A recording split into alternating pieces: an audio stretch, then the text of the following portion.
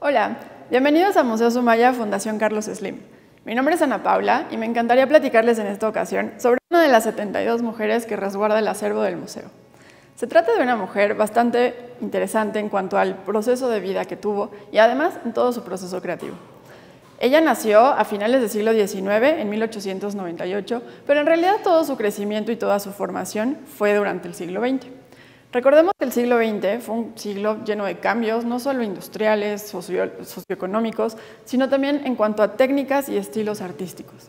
Es un lugar, un espacio, en el que todos los estilos empezaron a mezclar unos con otros, empezaron a crecer, empezaron a decaer, pero también empezaron a fusionarse y a crearse unos nuevos. En ese sentido, los artistas como Tamara de Lempicka justamente crecieron retomando un poco de cada uno de ellos para después poder crear, unos años más tarde, su propio estilo. Un estilo lleno de cuestiones características muy puntuales que nos hacen muy reconocible su obra ante los espectadores. Podemos ver, por ejemplo, en este pequeño cuadro que tenemos en la cámara, una de sus obras bastante interesante. Resulta que Tamara de Lempicka viene de una familia bastante acomodada de Varsovia. Ella nace en una familia burguesa, pero es muy interesante que en realidad con quienes vive, con quienes crece y quien la forman, van a ser justamente su mamá, su tía y su abuela.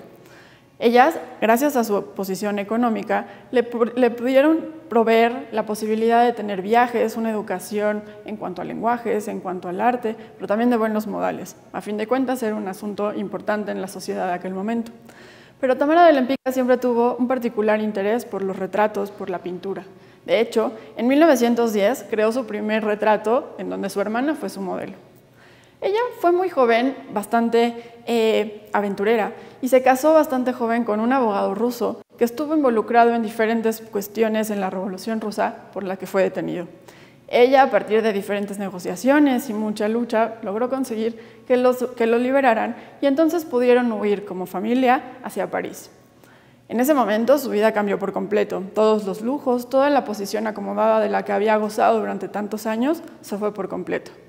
Gracias a esto fue que encontró en el arte una nueva forma de salir adelante.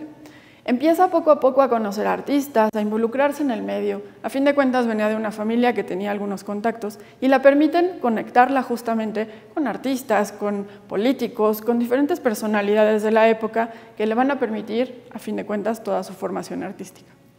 En ese sentido, empieza a desarrollar poco a poco arte, trabaja y estudia con diferentes artistas de diferentes vanguardias, pero específicamente fue a partir de su divorcio y posterior casamiento con otro hombre estadounidense, que tiene un proceso y un cambio completamente drástico de nuevo. Ella viaja a Estados Unidos, se asienta en Nueva York, después pasa unos años en Los Ángeles, pero es justamente en este espacio en donde se va a convertir no solo en protagonista y en celebridad, sino que se convierte en una de las artistas mujeres más solicitadas por todas las personas.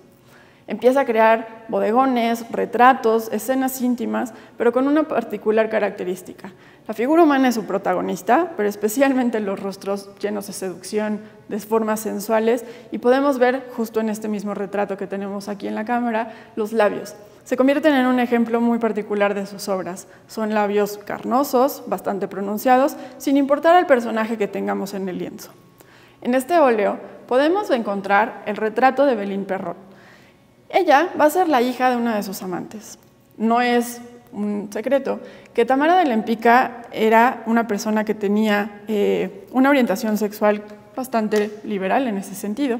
Era bisexual, nunca lo ocultó, pero en realidad el verdadero asunto de toda esta cuestión es que la gente de la época encontraba esto bastante polémico y entonces era la comidilla en todas las cenas de gala.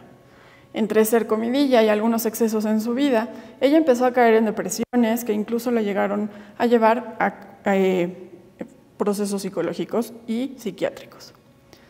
Tamara de Lempicka es justamente una de las exponentes del Art Deco, uno de los movimientos que se generan a partir del siglo XX, y en realidad lo que podemos ver en este momento es una clara representación de lo que pasa en los años 20, tanto en Europa como en América.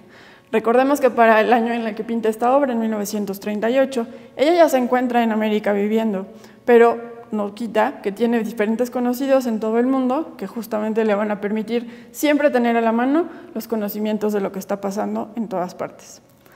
Otra cuestión característica de sus obras es justamente el uso de las telas. Ella en todas sus obras va a representar en algún momento una tela con muchos pliegues, con el juego de luces y sombras, pero veamos, por ejemplo, en este caso, cómo la forma en la que utiliza los colores, las texturas de la misma pieza nos hacen ver como si la obra saliera un poco del lienzo. Este óleo, justamente, de una niña y que no necesariamente representa a estas celebridades a las que ella estaba acostumbrada, sí representa un momento bastante íntimo y bastante cercano a su vida personal.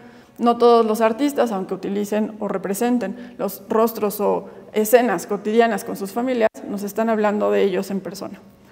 En este caso, ella, Tamara, tenía una hija solamente, que, bueno, en muchas ocasiones también representa, y fue justamente con ella con quien se fue a refugiar años más tarde a la muerte de su segundo esposo en México. Específicamente pasó los últimos años de su vida en Cuernavaca, en Morelos, en la República Mexicana, y realmente se convierte en una persona amante y completamente apasionada por la cultura mexicana.